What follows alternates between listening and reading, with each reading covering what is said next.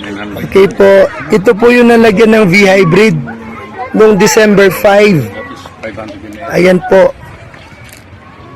Oo, 500 ml. Ito naman po, same day lang po ito na itanim, no, Vice?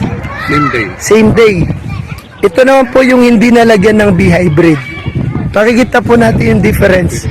Ito yung hindi nalagyan. Ito yung nalagyan. Ayan.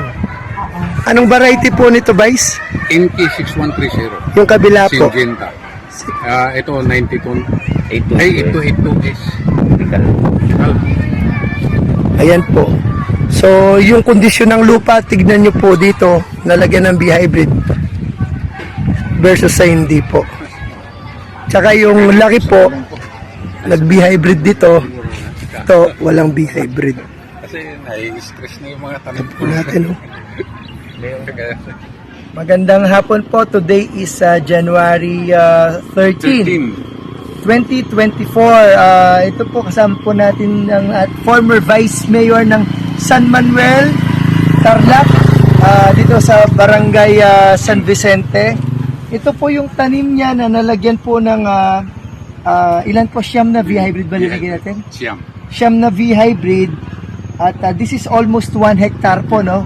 Dinagyan niya po ng siyam na V-hybrid at producers po in-sprayan po, no? Opo. So ito na po ngayon, linagyan niya po ito noong December 5. December 5. Oh, 4 po ako nagpunta dito, kinabukasan niyo yun, ano? December 5, linagyan niya po 2023. Mahigit isang buwan po, ito na po yung resulta ngayon. So, Vice, ano po masasabi ninyo? Sa B-hybrid, talagang garantisado ang Effect, okay. effect niya sa mga tanim. Mapapalay man, mais. Dahil may palay din po ako doon sa likod bahay. At ito na po yung yung siyam lang na bag ang nilagay namin dahil kulang sa 1 hectare po ito. Namunga na po, no? So, at least po itong ating panawagan sa ating mga mahal na magsasakang kapwa Pilipino magamot ang lupa, ano po? Opo. So, ito po yung nalagyan ng V-hybrid, no? Na ang lupa po ay sa tingin niyo po gumanda yung kondisyon ng lupa? Pagka mulay nung pagka nabasa talagang itim. Ito po pag nabasa itim na itim.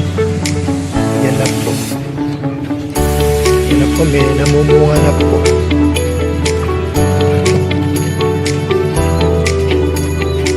Yun.